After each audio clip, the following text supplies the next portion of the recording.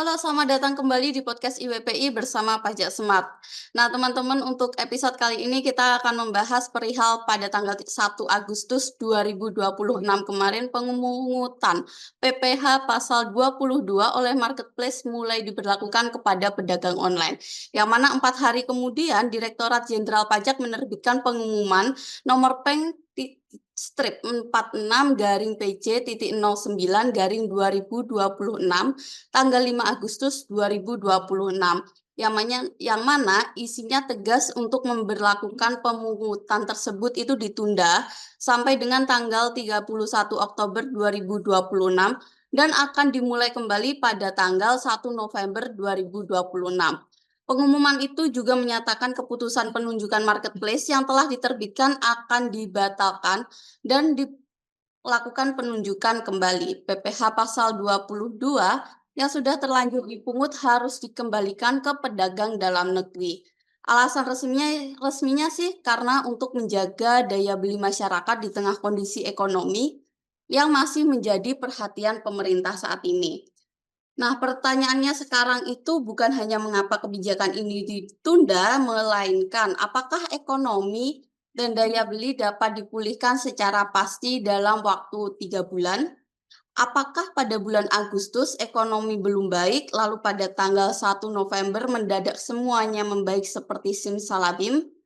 Atau jangan-jangan 3 bulan itu bukan masa pemulihan ekonomi nih, melainkan tambahan masa transisi karena marketplace belum siap? Sebab pada tanggal 2 Juli 2026, kesiapan marketplace ini sistemnya itu masih diperkirakan baru sekitar 50%. Bahkan pada 4 Agustus 2026 yang lalu, Shopee masih menyiapkan fitur untuk memisahkan PPN dari harga jual sebagai dasar perhitungan PPh pasal 22. Hari ini kita tidak hanya membicarakan pajak marketplace ya teman-teman, tapi kita juga sedang membicarakan kredibilitas pemerintah dalam merencanakan program atau kebijakannya. Karena pajak bukan saklar dan wajib pajak itu bukan kelinci percobaan. Nah, untuk itu sudah hadir bersama kita ada Bapak Sujono selaku ahli pemerhati kebijakan UMKM dan juga pajak. Nah, kita akan membahas pengumuman Direktorat Jenderal Pajak nomor 46-PJ.09-2026 tentang penundaan waktu pemberlakuan ketentuan pemungutan PPh pasal 22 oleh marketplace. Nah, pemungutan yang semula tadi sudah dijelaskan di awal ya, kalau dijalankan pada 1 Agustus 2026 ini ternyata ditunda sampai dengan 31 Oktober dan direncanakan diberlakukan kembali pada tanggal 1 November 2026. Nah, langsung aja gimana nih Pak Sujono, selamat datang Pak. Bagaimana komentarnya? Ya, terima kasih Ibu Azizah. Assalamualaikum warahmatullahi wabarakatuh. Saya harus menyampaikan dengan sangat tegas ya. Apabila penundaan ini hanya dijelaskan dengan alasan kondisi ekonomi dan daya beli, saya mengecam sekeras-kerasnya kualitas perencanaan dan komunikasi kebijakan tersebut. Saya tidak menolak perlindungan terhadap UMKM. Saya juga tidak mempersoalkan pemerintah melakukan evaluasi. Yang saya persoalkan adalah kebijakan sudah diumumkan, marketplace sudah ditunjuk, seller sudah diminta menyiapkan dokumen, pemungutan mulai berjalan, lalu 4 hari kemudian seluruh proses ditunda. Ini bukan sekedar penundaan biasa, ini adalah peristiwa yang memuncang kepastian hukum, menimbulkan biaya administrasi dan merusak kepercayaan publik. Demikian Bu Aziza.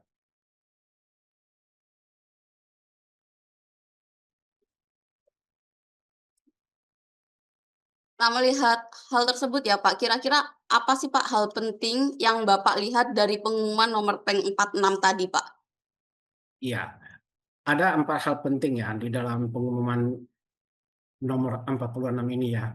Pertama, PMK nomor 37 tahun 2025 dinyatakan ditunda pemberlakuannya sampai dengan 31 Oktober 2026. Kedua, tanggal mulai yang baru sudah ditetapkan secara pasti, yaitu 1 November 2026. Jadi ini ditunda sampai dengan 31 Oktober dan akan berlaku efektif kembali di 1 November 2026. Ketiga, keputusan penunjukan 4 marketplace yang sebelumnya telah diterbitkan akan dibatalkan dan diajukan penunjukan kembali.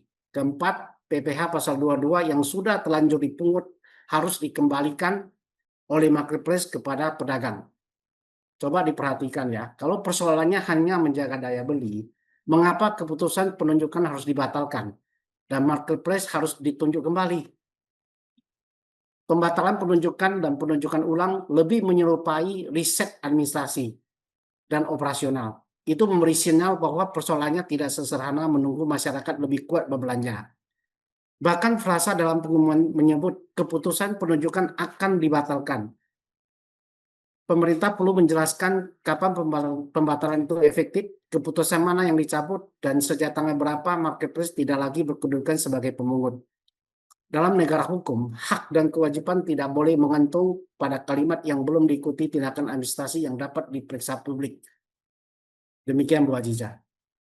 Oke, apakah tidak mungkin Pak ekonomi dan daya beli itu membaik dalam waktu 3 bulan Pak? Ya, mungkin saja membaik, tetapi mungkin membaik itu berbeda dengan pasti membaik pada 1 November. Bagaimana seorang purbaya bisa memastikan dengan percaya diri bahwa tanggal 1 November ini kondisi ekonomi pasti membaik dan daya beli pasti menguat. Apa indikator yang digunakan oleh Menteri Keuangan? Ekonomi dapat bergerak karena stimulus, harga kebutuhan, suku bunga, pendapatan, lapangan kerja, ekspor, dan keyakinan konsumen. Semua itu tidak bekerja berdasarkan perhitungan kalender. Masalah utama pengumuman PENG 46 ini adalah pemerintah menetapkan tanggal 1 November secara pasti, tetapi tidak menetapkan indikator ekonomi yang harus dicapai. Pertumbuhan ekonomi harus berapa, konsumsi rumah tangga harus tumbuh berapa persen, indeks keyakinan konsumen harus berada di level berapa, penjualan eceran harus meningkat berapa persen, dan daya beli kelompok masyarakat yang mana yang sedang dilindungi. Tidak ada ukuran itu dalam pengumuman. Karena itu saya mengatakan alasan daya beli terasa janggal. Jika berlakunya benar-benar bergantung pada pemulihan ekonomi, semestinya tanggal pemberlakuannya bersifat kondisional terhadap indikator tertentu. Dan pemungut diberlakukan kembali jika indikator sudah positif. Artinya tanggal pemberlakuan akan bersifat terbuka. Jadi bukan dipatok tanggal 1 November. Kalau kita ceritanya adalah daya beli ya yang belum menguat. Sebaliknya kalau sejak sekarang sudah dipastikan berlaku 1 November, maka secara logis jangka waktu 3 bulan lebih menyerupai masa persiapan teknis daripada masa menunggu ekonomi pulih. Ekonomi bukan lampu panggung gelap pada Agustus lalu terang tepat 1 November karena sutradara memberi aba-aba. Jadi dia bukan sakral hidup mati, bisa dihidupkan dan dimatikan sesuka hati kita. Demikian Bu Aziza. Oke, nah Pak saya sedikit mengutip, jawaban Pak Sujono tadi ya Pak, mengapa sih Pak Bapak mengatakan alasan daya beli bertabrakan dengan penjelasan pemerintah sebelumnya Pak? Ya, ini kalau kita mengikuti peristiwa ini ya, PPh 22 ini ya. Karena sejak awal DJP dan IDEA ini adalah Asosiasi E-commerce Indonesia, menjelaskan bahwa kebijakan ini bukan pajak baru. Ya, PPh pasal 22 yang dipungut marketplace disebut hanya mengubah mekanisme pembayaran dari sebelumnya disetor sendiri oleh pedagang menjadi dipungut melalui marketplace. Nah, dengan begini kan sebenarnya tidak ada tambahan pungutan pajak, di mana ini tidak akan berkaitan dengan daya beli. Bagi pedagang yang menggunakan skema PPh final, pungutan itu diperhitungkan sebagai bagian dari pelunasan pajak. Bagi pedagang lainnya, pungutan tersebut dapat menjadi kredit pajak dalam SPT tahunan. Kalau benar tidak ada tambahan beban pajak, lalu mengapa penundaan pemungutan selama 3 bulan dikatakan diperlukan untuk menjaga daya beli? Saya mengakui dapat muncul dampak tidak langsung. Seller mungkin mengalami tekanan arus kas atau menaikkan harga. Tetapi kalau itu dasar kebijakannya, pemerintah wajib membuka kajiannya. Jangan ketika memperlakukan pemerintah berkata, ini bukan pajak baru loh dan tidak menambah beban. Lalu ketika menunda pemerintah berkata, ini harus dihentikan untuk menjaga daya beli. Publik berhak bertanya, mana penjelasan yang utuh? Kalau ada risiko ekonomi yang baru ditemukan, jelaskan datanya. Kalau ada persoalan teknis yang sebenarnya dominan, katakan dengan jujur. Demikian Bu Aziza. Nah, Apa sih Pak dasar dugaan ya bahwa masalah sebenarnya itu adalah ketidaksiapan marketplace, Pak? Ya, ini saya bukan sekedar berprasangka ya. Karena begini ya, ada kejadian yang bisa kita runut ya, yaitu pada tanggal 1 Juli 2026, DJP mengumumkan penunjukan Shopee, Tokopedia, Lazada, dan Blibli, serta menyatakan mereka diberi waktu 1 bulan untuk mempersiapkan sistem sebelum pemungutan efektif 1 Agustus. Namun pada 2 Juli 2026, Ketua Umum IDEA, Hilmi Adrianto, menyatakan kesiapan sistem masing-masing marketplace pada awal Juli 2026 diperkirakan baru sekitar 50%. Ya, 50% berarti bukan sudah siap. 50% kan artinya masih setengah jalan. Marketplace harus mampu menentukan siapa yang dipungut dan siapa yang dikecualikan.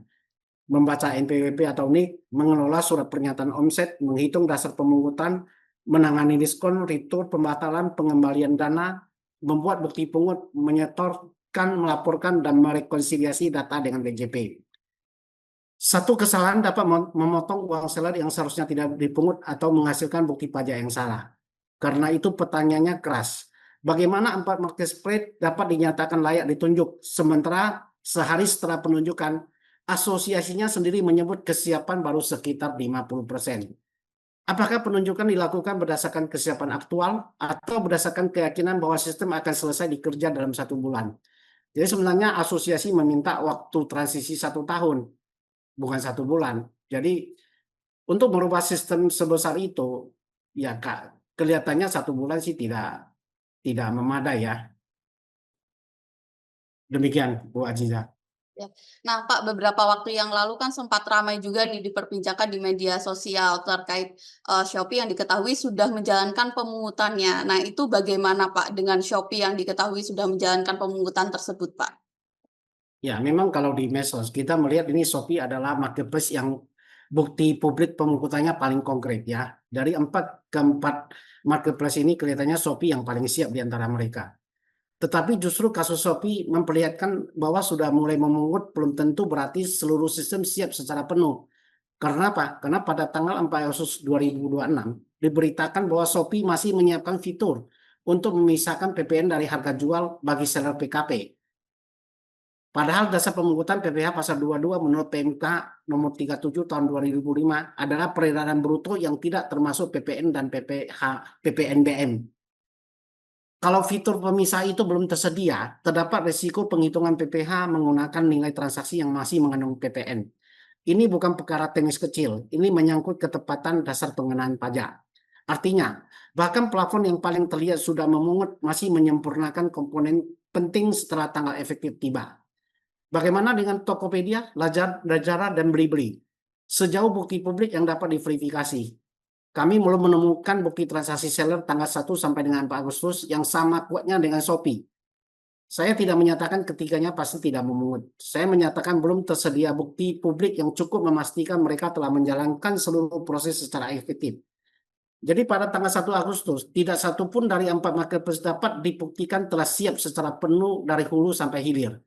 Shopee terbukti mulai memungut tetapi sistemnya masih disempurnakan.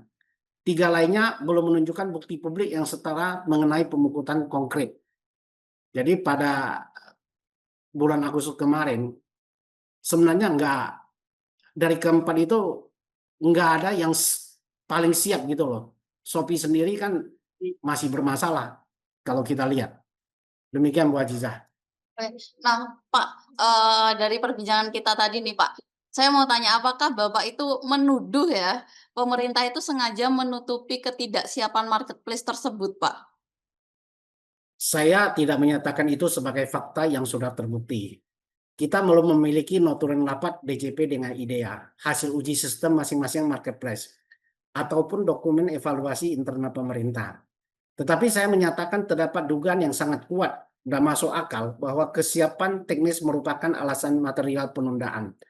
Indikatornya jelas. Pertama apa? Pada tanggal 2 Juli kesiapan sistem masih disebut sekitar 50%. Kedua, pada tanggal 9 Juli marketplace masih melakukan penyesuaian sistem dan proses bisnis. Dan ketiga, pada 4 Agustus Shopee masih menyiapkan fitur penting untuk memisahkan PPN dari harga jual. Keempat, setelah penundaan IDEA IDEA hanya menyatakan ada yang sudah mengut, bukan menyatakan seluruh 4 marketplace telah melakukan pemungutan. Kelima, pengumuman 46 bukan hanya menunda, tetapi juga menyatakan keputusan penunjukan akan dibatalkan dan dilakukan penunjukan kembali. Keenam, tanggal baru ditetapkan tepat 3 bulan kemudian tanpa indikator pemulihan daya beli yang terukur. Rangkaian ini membentuk satu pertanyaan besar. Apakah alasan daya beli merupakan alasan utama atau alasan yang paling nyaman disampaikan kepada publik untuk memberi tambahan waktu kepada marketplace? Kalau pemerintah ingin membantah dugaan itu, caranya mudah. Buka data kesiapan teknis dan hasil pengujian masing-masing platform. Transparansi akan mengakhiri spekulasi, diam justru membuat dugaan semakin kuat. Demikian Bu Aziza. Oke. Apakah terbitnya Peng 46 ini tuh sudah menyelesaikan persoalan kepastian hukum, Pak? Ya, pengumuman 46 tentu lebih baik daripada hanya konferensi pers oleh Menteri Keuangan. Ya, mungkin kita ada pegangan tertulisnya, tetapi pengumuman ini kan sebenarnya bukan instrumen hukum yang mengikat kepada warga negara. Ya, memang sekarang ada dokumen resmi, nomor tanggal pejabat penandatangan, jangka waktu penundaan, dan perintah pengembalian pungutan. Tetapi persoalan hukumnya belum selesai. Pengumuman tersebut menyebut keputusan penunjukan yang telah diterbitkan akan dibatalkan. Kata akan menunjukkan masih diperlukan tindakan administrasi lanjutan. Pemerintah harus membuka atau setidaknya mengumumkan secara jelas keputusan pencabutan masing-masing penunjukan, tanggal efektif pencabutan, dan keputusan penunjukan kembali sebelum 1 November 2026. Pemerintah juga perlu menjelaskan dasar normatif penundaan karena PMK nomor 37 tahun 2025 tetap ada dan pengumuman Peng 46 sendiri menyatakan substansi kebijakan tidak berubah. Jangan sampai terjadi ruang abu-abu. PMK masih berlaku, keputusan penunjukan belum jelas, status pencabutannya, tetapi marketplace menghentikan pemungutan berdasarkan pengumuman. Negara hukum tidak cukup hanya berkata ditunda. Negara hukum harus menjelaskan instrumen hukum apa yang menunda, sejak kapan berlaku, dan bagaimana akibat hukum atas transaksi yang sudah terjadi. Jadi, urgensi penundaan melalui PMK ini harus segera diterbitkan oleh Menteri Keuangan. Tidak bisa hanya dengan dasar pengumuman saja. Demikian Bu Aziza. Kalau ini Pak, bagaimana sih Pak dengan seller yang udah dipungut pada tanggal 1 sampai 4 Agustus kemarin itu ya Pak? Oh ya, pengumuman 46 sudah menegaskan bahwa PP Pasar 22 yang telah dipungut akan dikembalikan oleh marketplace kepada pedagang dalam negeri. Karena itu pengembaliannya harus otomatis, penuh, cepat, dan tanpa biaya administrasi. Seller tidak boleh dipaksa mengajukan restitusi, membuat surat permohonan, menggugah ulang dokumen, atau mengelak layanan pelanggan berhari-hari. Pemerintah yang memulai pemungutan, pemerintah pula yang menundanya. Marketplace menjalankan penunjukan pemerintah, maka resiko koreksi tidak boleh dipindahkan kepada seller. Selain uang dikembalikan, status bukti pungut dan pelaporannya juga harus dibereskan. Apakah bukti pungut yang terlanjur terbit dibatalkan? Apakah marketplace melakukan pembetulan SPT masa? Bagaimana seller memastikan pengembalian tidak dianggap penghasilan atau menimbulkan selisih pembukuan? Semua itu memerlukan petunjuk teknis tertulis. Jangan sampai uangnya kembali, tetapi jejak administrasinya tetap berantakan. Demikian Bu Aziza.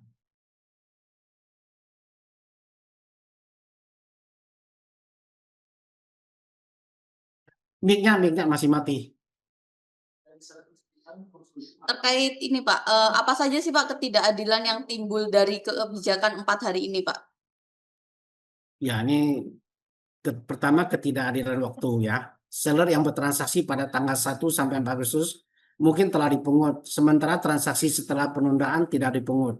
Kondisi usahanya sama, tetapi perlakuannya berbeda hanya karena tanggal. Kedua, ketidakadilan antar platform. Seller Shopee yang sudah dipungut dapat mengalami perlakuan berbeda dengan seller pada platform lain yang sistemnya belum berjalan. Ketiga, ketidakadilan administratif. Seller yang patuh telah mengunggah NPWP, NIK, surat pernyataan omset, dan memperbaiki data. Mereka mengeluarkan waktu dan biaya untuk kebijakan yang dihentikan hanya 4 hari. Kemudian, keempat, ketidakadilan arus kas. Walaupun tarifnya 0,5% bagi seller dengan margin tipis, pemotongan otomatis tetap mempengaruhi kas harian, terutama bila pengembaliannya terlambat. Kelima, ketidakadilan kepastian hukum. Pemerintah meminta masyarakat patuh kepada aturan, tetapi pemerintah sendiri tidak menunjukkan bahwa aturan dirancang dengan matang sebelum dijalankan. Demikian Bu Aziza. Apa saja Pak yang harus dilakukan pemerintah sekarang ini Pak? Ya, saya menyampaikan tujuh tuntutan kepada pemerintah. Pertama, publikasikan dasar hukum dan keputusan pembatalan penunjukan masing-masing marketplace. Kedua, publikasikan hasil uji kesiapan teknis Shopee, Tokopedia, Lazada, dan Blibli sebelum 1 Agustus 2026. Ini penting ya untuk menguji sampai seberapa mereka telah siap ya. Jelaskan fitur apa yang sudah siap, apa yang belum siap, dan risiko apa yang ditemukan. Ketiga, buka data marketplace mana yang benar-benar melakukan pemukulan pada 1 sampai 4 Agustus. Keempat, kembalikan seluruh PPh pasal 22 secara otomatis. Tetapkan batas waktu pengembalian dan berikan notifikasi setelah laporan koreksi kepada seller.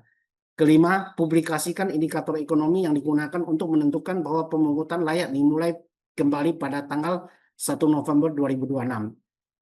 Kalau tidak ada indikator, akui bahwa 3 bulan ini merupakan masa transisi teknis. Keenam, buka ringkasan hasil pertemuan DJP dengan IDEA dan 4 marketplace. Publik berhak mengetahui pokok persoalan implementasi. Ketujuh, Menteri Keuangan dan DJP harus meminta maaf kepada seller atas ketidaksiapan dan perubahan kebijakan setelah pemungutan mulai berjalan. Meminta maaf bukan kelemahan. Meminta maaf adalah bentuk pertanggungjawaban. Demikian Bu Aziza. Oke, mungkin setelah video ini nanti tayang ya Pak, sebagian orang mungkin nih menilai kritik ini terlalu keras. Bagaimana Pak tanggapannya Bapak? Ya, kritik keras diperlukan ketika kebijakan publik menyentuh uang masyarakat, tetapi dipersiapkan secara tidak meyakinkan. Yang kita kritik adalah keputusan, proses, alasan, dan pertanggungjawaban pejabat publik. Bukan kehidupan pribadinya, bukan keluarganya, bukan kehormatan personalnya. Menteri Keuangan dan Direktur Jenderal Pajak mempunyai kewenangan besar. Semakin besar kewenangannya, semakin besar pula kewajiban untuk transparan. Kalau pola jalankan dahulu, evaluasi kemudian dibiarkan, pelaku usaha tidak dapat membuat perencanaan. Hari ini pajak marketplace, besok mungkin PPN, lusa mungkin aturan UMKM. Kredibilitas fiskal tidak hanya ditentukan oleh berapa pajak yang berhasil dipungut. Kredibilitas juga ditentukan oleh apakah pemerintah konsisten terhadap aturan yang dibuatnya sendiri. Kerusakan kepercayaan jauh lebih mahal daripada nilai PPh pasal 22 yang dipungut selama 4 hari. Demikian Bu Aziza. Ini saya tanya sih Pak, sebagai penutup juga ya, dari sudut pandangnya Pak Sujono sendiri, apakah Bapak menolak penundaan pemungutan PPh pasal 22 marketplace ini Pak? Oke, saya tidak mengatakan setiap penundaan pasti salah. Penundaan dapat dibenarkan apabila didasarkan pada kajian yang terbuka, kesiapan sistem, perlindungan hak wajib pajak, dan aturan transisi yang jelas. Yang saya kecam adalah kebijakan ini dirancang dan dijalankan tanggal 1 Agustus pemungutan dimulai. Tanggal 5 Agustus diterbitkan pengumuman 46 untuk menundanya sampai 31 Oktober dan memulai kembali pada 1 November 2026. Keputusan penunjukan akan dibatalkan, marketplace akan ditunjuk kembali, pungutan yang terlanjur diambil harus dikembalikan. Semua itu menunjukkan bahwa yang terjadi bukan sekedar penyesuaian kecil. Dan ketika kesiapan sistem pada awal Juli baru sekitar 50%, lalu Shopee pada 4 Agustus masih menyempurnakan fitur pemisahan PPN, masyarakat berhak menduga bahwa penundaan ini lebih banyak didorong ketidaksiapan implementasi daripada pemulihan daya beli. Saya tegaskan, itu dugaan berbasis kronologi dan indikator publik, bukan tuduhan yang sudah terbukti. Tetapi dugaan itu hanya dapat dipatahkan dengan transparansi, bukan dengan slogan. Kalau alasannya ekonomi, tunjukkan indikator ekonominya. Kalau alasannya teknis, katakan teknis. Kalau marketplace belum siap, akui belum siap. Jangan menggunakan istilah daya beli sebagai tirai yang menutupi kegagalan perencanaan. Pesan kami tegas. Pajak bukan saklar yang dapat dinyalakan tanggal 1, dimatikan tanggal 5, lalu dinyalakan kembali tanggal 1 November 2006. Wajib pajak bukan kelinci percobaan. Marketplace bukan laboratorium administrasi pajak. Dan kepastian hukum bukan hadiah dari pemerintah. Kepastian hukum adalah hak masyarakat. Kami menuntut penjelasan yang jujur, Kami menuntut keterbukaan data kesiapan marketplace. Kami menuntut pengembalian otomatis kepada seller tanpa syarat, ya, dan kami menuntut pertanggungjawaban atas pajak 4 hari ini. Karena pajak tanpa perencanaan yang matang bukan reformasi. Itu hanya kekuasaan administratif yang sedang mencari alasan pembenaran. Demikian Bu Aziza. Baik, terima kasih Pak Sujono ya, sahabat IWBI dan juga Pajak Smart. Bagaimana nih pendapat kalian? Apakah penundaan sampai 31 Oktober ini tuh benar-benar merupakan upaya menjaga daya beli atau 3 bulan tersebut tuh sebenarnya hanya tambahan masa transisi karena sistem marketplace belum siap? Apakah pemerintah perlu membuka hasil pengujian sistem Shopee, Tokopedia, Lazada, dan Blibli atau seperti apa? Silahkan sampaikan pendapat kalian di kolom komentar. Jangan lupa untuk like, comment, share, dan juga subscribe channel ini. Terima kasih juga untuk Pak Sujono. Saya Aziza, pamit sampai ketemu lagi di episode berikutnya. Terima kasih, Pak.